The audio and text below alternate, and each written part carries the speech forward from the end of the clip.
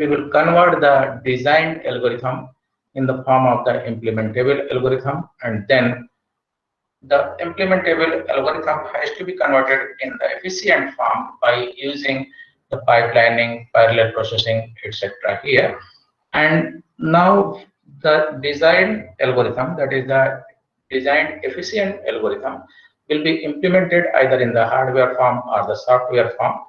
If we are interested in order to download the designed algorithm on a given hardware, then naturally there must be a interface that is the that downloads the designed algorithm to given hardware here. And this is the IDE integrated development environment. And in this one, we are using here the CCS, for example, Code Composer Studio. That is, if we have written the algorithm, then that algorithm will be downloaded on a given here the hardware asset. That is, this is a here the kit. Along there is a processor, digital signal processor, that is the TMS320C6713, that is the Texas Instruments floating point DSP processor having the speed of the 225 megahertz, and it has the peripherals here. So with the when it is connected with the peripherals, then it becomes a kit here, and this is the starter kit. Here we are interested to download the efficient designed algorithm on this hardware so that we can utilize the resources of the processor as per our requirement here.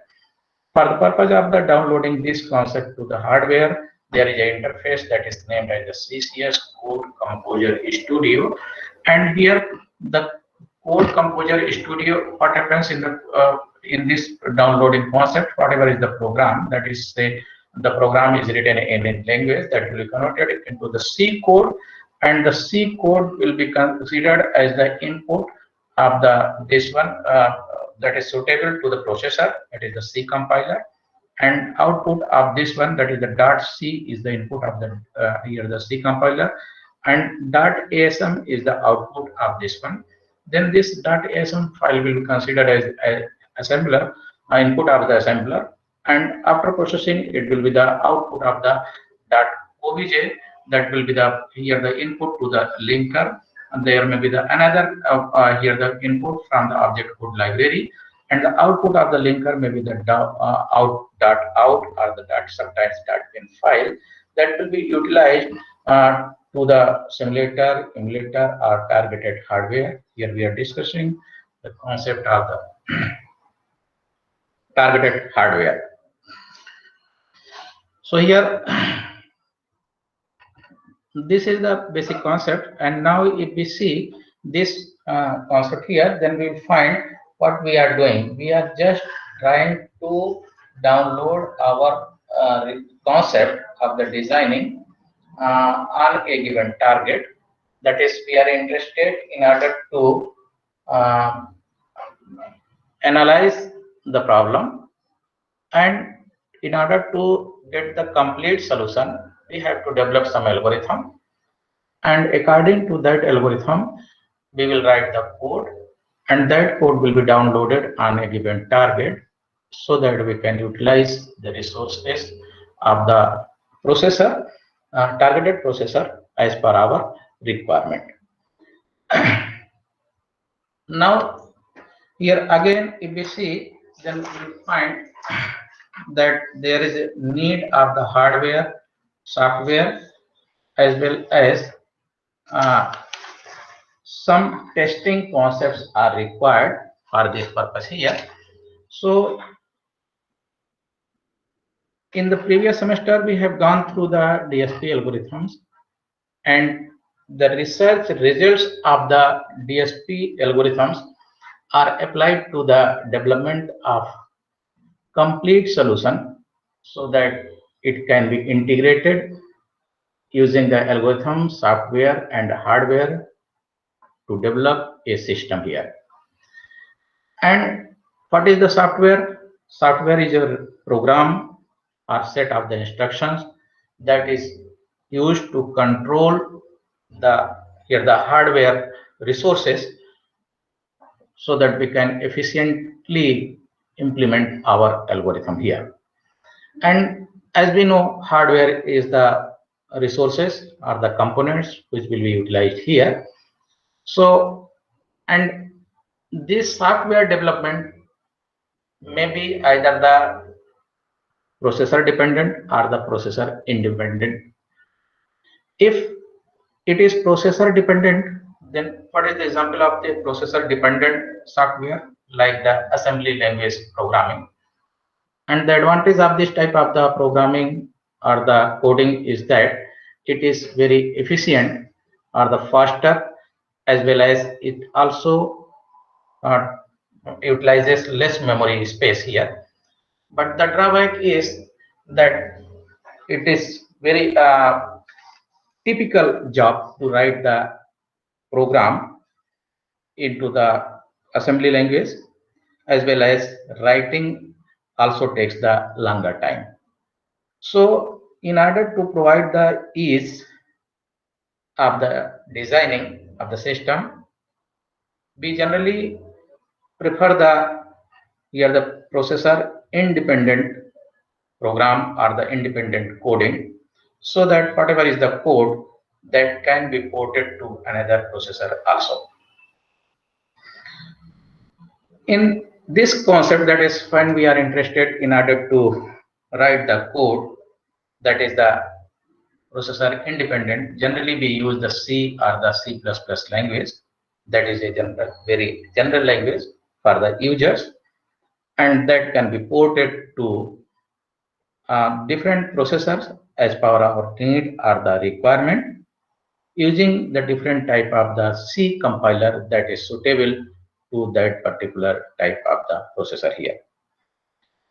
Sometimes when the implementation as well as the timing both have the importance, at that time we use the mixed coding. In the mixed coding, what we do, we write the assembly language or the processor dependent code for the do loops, and the remaining codes will be written in the form of the processor independent. And this approach will minimize the time of the implementation as well as also optimize the time of the writing the code. So these are the some concepts which are used here, which will be used here to during the time of the designing of the system. Now if we say, then we will find there are the two concepts. One is the designing and the second one is the implementation. For the purpose of the designing, we have to utilize the software programs. Whatever we have discussed here, I have just written this one in the handwritten form, and the PDF of the same will be provided to you for your convenience. And now here, if we are interested in order to design the system, then first of all, if we see the nature of the DSP algorithm, because the DSP algorithms has to be converted into the VLSI implementable form, and then they will be converted into the efficient algorithm form. So first we will discuss the basic algorithm of the DSP. For example, say we consider the MAC operation that is related to the FIR filter.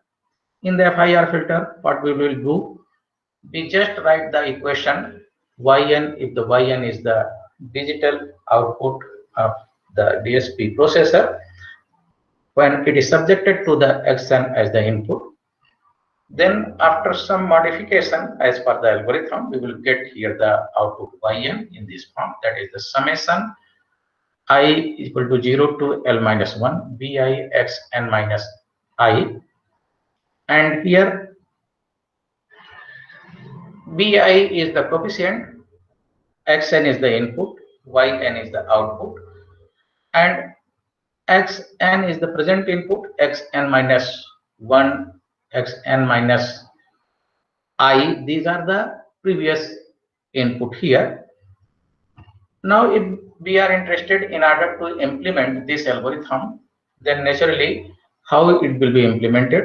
First of all, these two coefficients, that is the vi, two operands vi and the xn minus I, will be fetched from the memory, and in the second step they will be multiplied, and in the third step whatever is the product that will be accumulated, and in the fourth step it will be repeated from for the different values of the I, that is starting from 0 to L minus 1, and in the fifth step it will be stored as the output to the accumulator.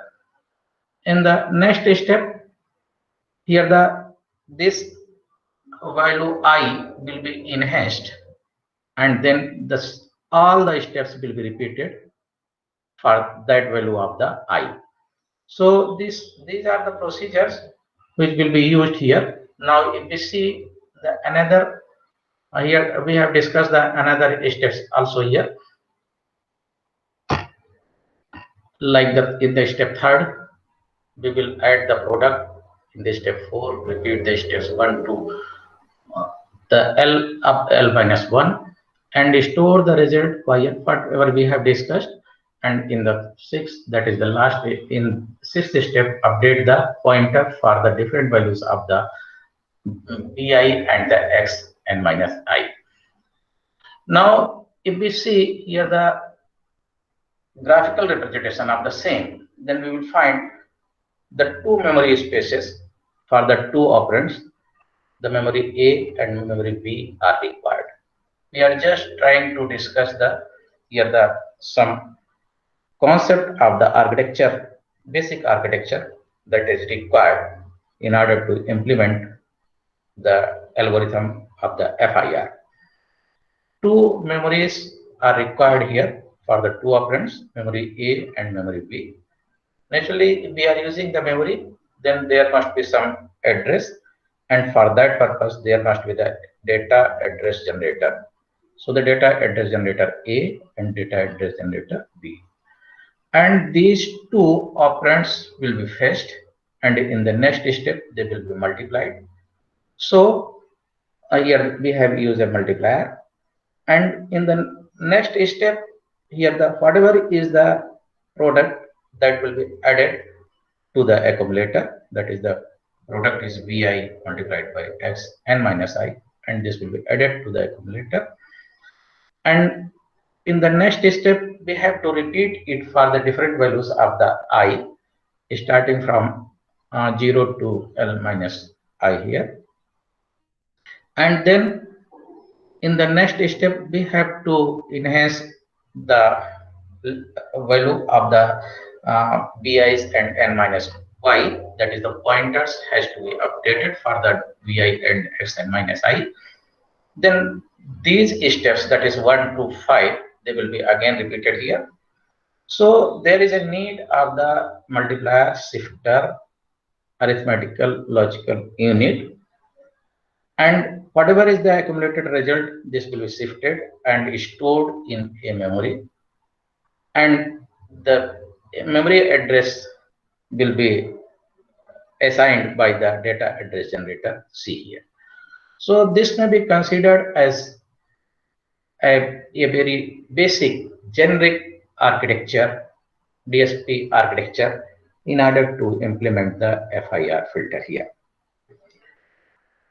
So this is a block diagram that represents the generic architecture, DSP architecture, that is suitable for the computation of the FIR filter. And if we see in this one, then we will find there is a very specific term in this DSP algorithm or any other DSP algorithms also, that is the multiply and accumulate. Multiplier and accumulator unit.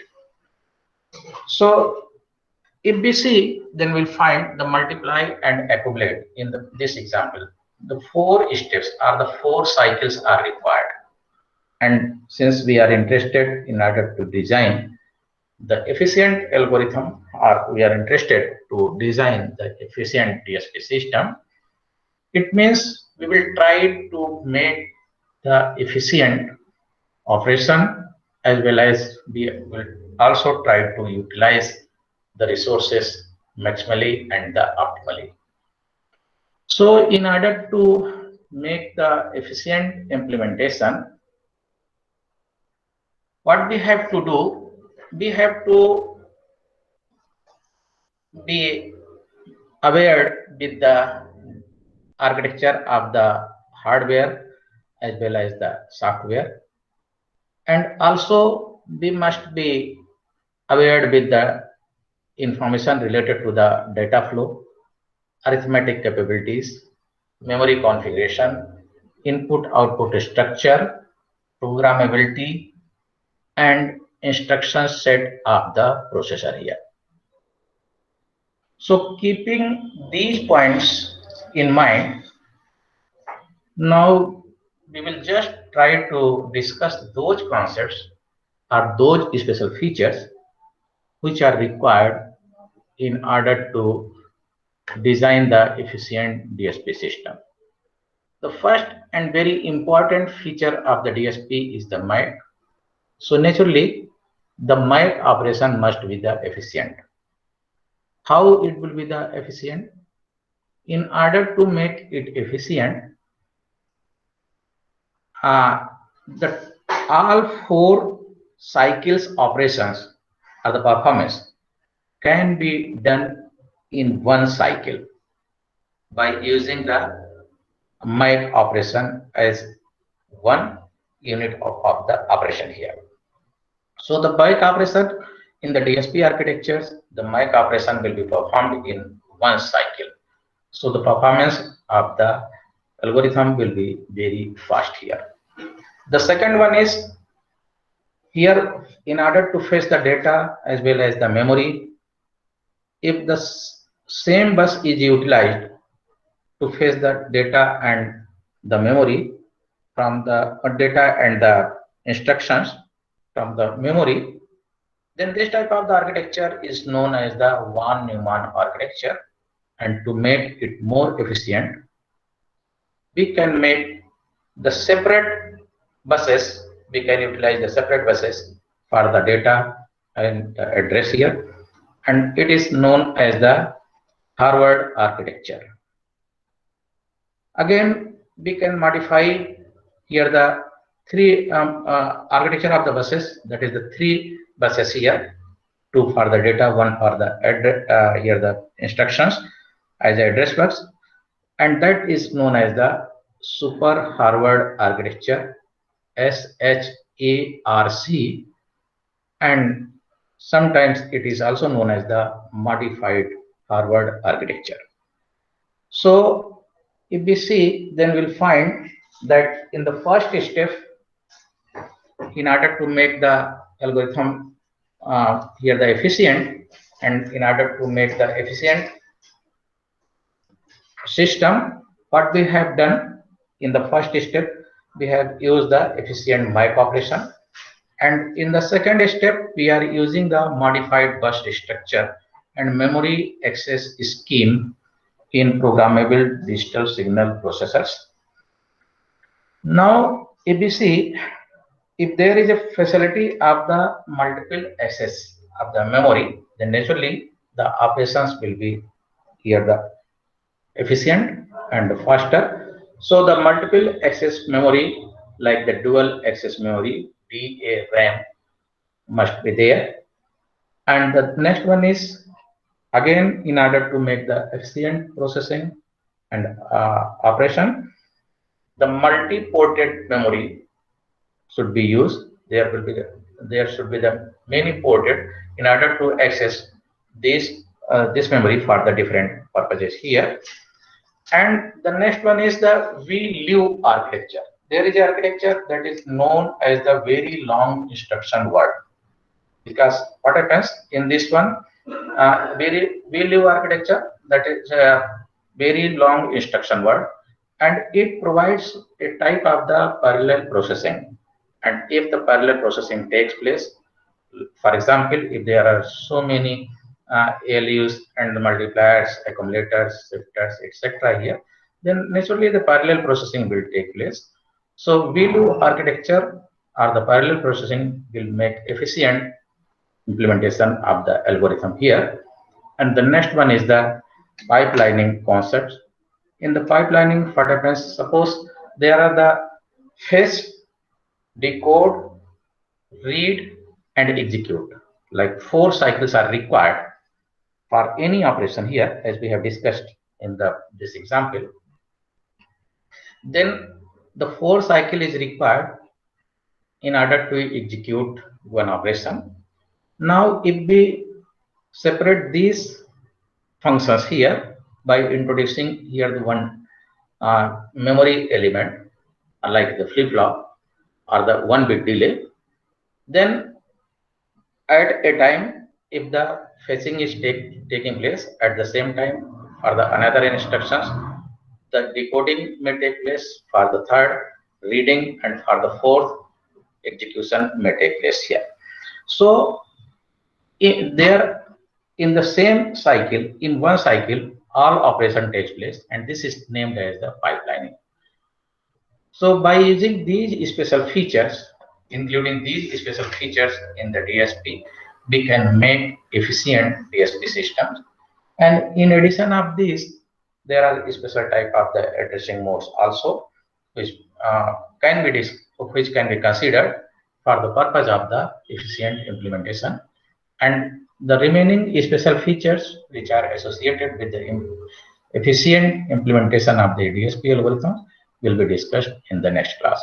So these are the concepts which we have discussed here related to the DSP algorithm. And in the next class, we will discuss some another features which are required for the efficient implementation of the system. And if you people have any query, then please ask for it.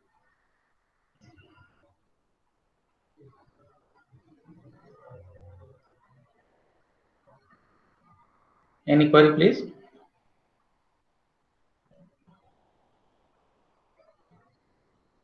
Whatever we have discussed, this recorded lecture will be uploaded on the YouTube. Link will be provided to your Google Class, as we have done in the previous classes. And also we will try to send the PDF. But you have to attend the offline classes here. And so that we can provide the materials related to these classes in the offline, and also we can discuss the problems if there are the problems or the tutorials or the questions related to these topics here. So thank you very much.